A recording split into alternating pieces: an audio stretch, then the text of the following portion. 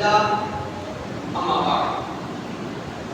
উপস্থিত মাহে রবিউল সানি মাসের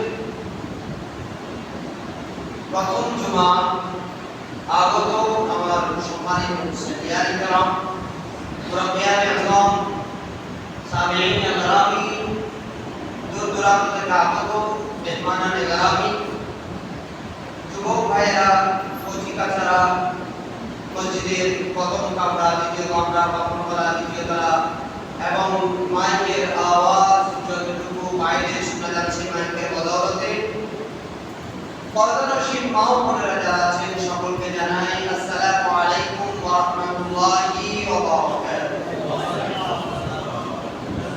আজকে সালামের জবাব আমার থেকে খুশি করতে পারে নাই। আসসালামু আলাইকুম ওয়া রাহমাতুল্লাহি ওয়া বারাকাতুহু। ওয়া আলাইকুম আসসালাম। আল্লাহর দরবারে শুকরিয়া জ্ঞাপন করছি যে মহান রব্বুল আলামিন গাউসে পাক রাদিয়াল্লাহু তাআলা আনহু ওয়াফাতের এই মাসের মধ্যে আমরা কতিপয় গুনাহগারদেরকে অত্র হাজী খলিলুর রহমান সওদাগর জামে মসজিদের মধ্যে আসার বসার তৌফিক ইনায়েত করেছেন। আমাদেরকে সুস্থ শরীরে আসার মতো সেরকম আল্লাহ হায়াত দান করেছেন। এজন্য সকলে অন্তরের অন্তরস্থ থেকে জোরে আওয়াজ করে আলহামদুলিল্লাহ।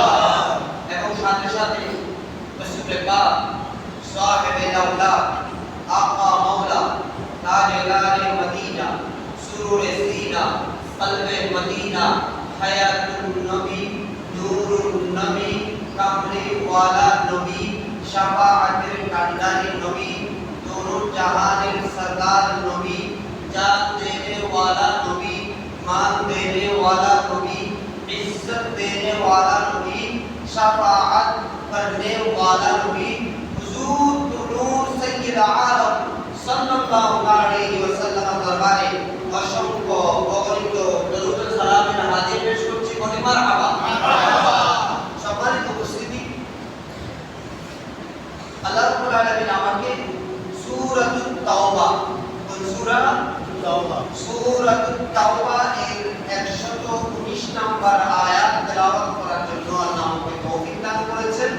আমি আপনাদের সামনে সূরাতুত তাওবা এর 119 নম্বর আয়াত তেলাওয়াত করেছি। এই আয়াতের মাধ্যমে আমি ধারাবাহিকভাবে আপনাদেরকে একটা জিনিস বোঝানোর চেষ্টা করব।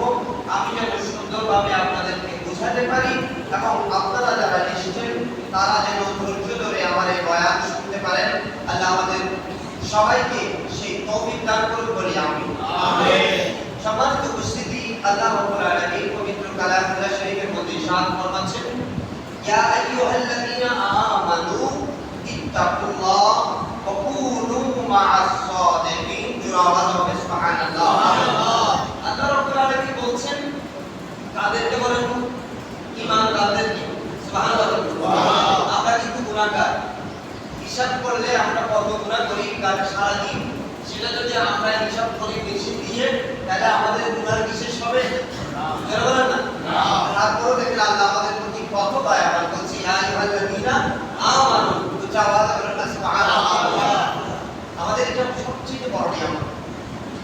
সবাই একটা জিনিস খেয়াল করেন, মসজিদে যখন আসে ওই টুপিওয়ালা, দাড়িওয়ালা, জুব্বাওয়ালা, পাঞ্জাবি পরা যে আছে, মসজিদে আসার সময় সবাই কি বলে?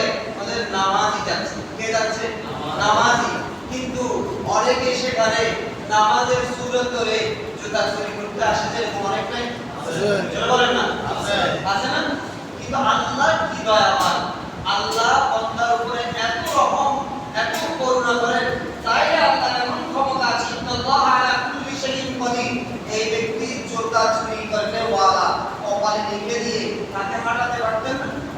পারতেন। আল্লাহ তাকে ওরকম করে লিখে দেন নাই। বলেছে আমার বান্দা হয়তো মসজিদে দিয়ে সে জুতা চুরি করার নিয়তে যাচ্ছে, হয়তো সে হয়তো নামাজ পড়ে ভালো হয়ে যেতে পারে, এজন্য আমি আমার বান্দাকে মহব্বত করে ওটা লিখে দিচ্ছি না। 10 জন নামাজি যখন যাচ্ছে, সেই বান্দাও যখন নামাজ পড়তে যাচ্ছে, তার আমল নামার মধ্যে নামাজি হিসেবে উঠে যাচ্ছে। সুবহানাল্লাহ। তাহলে আল্লাহ দয়াবান কি কিনা? এইজন্য আল্লাহ রাব্বুল আলামিন সবাইকে বলছে আইয়ুহাল্লাযীনা আমানু, আওয়াজ করুন সুবহানাল্লাহ। এটা সাধারণ কোনো লকব নয়। আপনি যদি কোরআন শরীফের প্রত্যেকটা আয়াতকে সার্চ করেন তাহলে আপনি দেখবেন ইয়া আইয়ুহাল্লাযীনা আমানু শব্দটা কোরআন শরীফের মধ্যে 89 বার এসেছে। সুবহানাল্লাহ। কয়বার? 89 বার আল্লাহ রাব্বুল আলামিন আমাদেরকে কোরআন শরীফের মধ্যে ইয়া আইয়ুহাল্লাযীনা আমানু বলে ডেকেছেন। এটা আমাদের জন্য খুবই একটা ফজিলতের বিষয়, মর্যাদার বিষয়। আমরা গুনাহগার হওয়া সত্ত্বেও আমাদেরকে আল্লাহ রাব্বুল আলামিন ঈমানদার বলে ডাক দিচ্ছেন। আমাদেরকে এই ঈমানদারিত্ব ধরে রাখার আল্লাহ তৌফিক দান করুন। আমিন। এরপরে কি বলছে? ইয়া আইয়ুহাল্লাযীনা আমানু তাকুল্লাহ, আল্লাহকে ভয় করো। সুবহানাল্লাহ। কাকে ভয় করো? আল্লাহকে। ঈমানদারকে বলছে তোমরা আল্লাহকে ভয় করো। ওয়াকুনু মা'আস সালিহিন, যারা সিদ্দিক, যারা সালেহ, যারা আল্লাহর রাস্তায় নিবেদিত প্রাণ, ওই সমস্ত সালেহ সিদ্দিক যারা আছে ওই সিদ্দিকদের সাথে তোমরা উঠা বসা করো। তাদের সাথে তোমরা বসে বসে তাদের সাথ দিয়ে তারা যে পথে চলতেছে সেই পথে তোমরা চলো, তোমাদের জন্য আমি নিয়ামত করে দেব। সুবহানাল্লাহ। এক নাম্বার ঈমান, দুই নাম্বার তাকওয়া। দুই নাম্বার কি? তাকওয়া। তাকওয়ার ওয়াজ গত সপ্তাহ, এর আগের সপ্তাহ, 2 সপ্তাহ হয়েছে। ঈমানের ওয়াজ তো সব সময় হয়। আজকে বাইরের সাইডে যাব। তবে আল্লাহ রাব্বুল আলামিন যে কথা বলেছে সেখান থেকে আমরা বুঝে নিই আমাদেরকে কার সাথে থাকতে বলা হয়েছে? সাদিকিন বান্দাদের সাথে। সাদিকিন বান্দাদের সাথে আমাদেরকে উঠা বসা করতে বলা হয়েছে। তার মানে কোন লামাযহাবি এ ধরনের কোন বাতিল আকীদা যারা পোষণ করে তাদের সাথে থাকা যাবে না। জোরে বলেন না, তাদের সাথে থাকা যাবে না। সুতরাং আমরা সালিহিন, সিদ্দিকিন, মুত্তাকি, পরেজগার যারা আছে তাদের সাথেই থাকবো। আল্লাহ আমাদেরকে তাদের সাথে থাকার তৌফিক দান করুন। আমিন। তাহলে কোরআন শরীফের সূরাতুত তাওবা, এই সূরাতুত তাওবার মধ্যে আমাদেরকে আল্লাহ রাব্বুল আলামিন ঈমানদার বলে ডেকেছেন এবং তাকওয়া পরিষ্কার করতে বলেছেন। কুনু মা'আস সাদিকিন বলে সাদিক যারা বান্দা আছে ওই সমস্ত সাদিকিন বান্দাদের সাথে থাকার জন্য আল্লাহ রাব্বুল আলামিন আমাদেরকে অর্ডার করেছেন।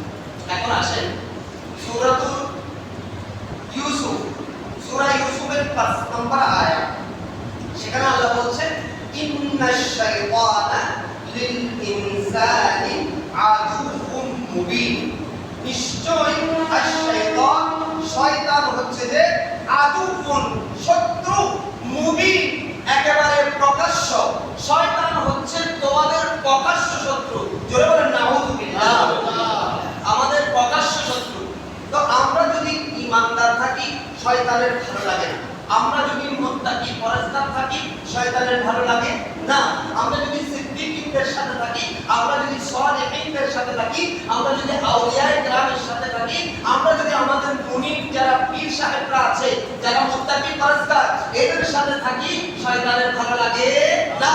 এজন্য শয়তান সব সময় চেষ্টা করে আমাদের ঈমানদারি, আমাদের তাকওয়া, পরেজগারি, আমরা যে ভালো মানুষের সাথে থাকি এটা শয়তান